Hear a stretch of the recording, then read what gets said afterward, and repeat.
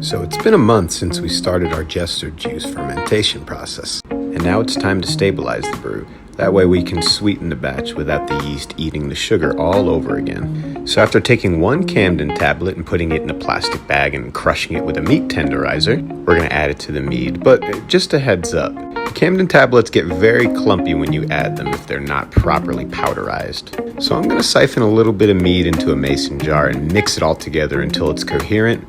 That way I can mix it into the wine without having to worry about any clumps being stuck to the side or anything.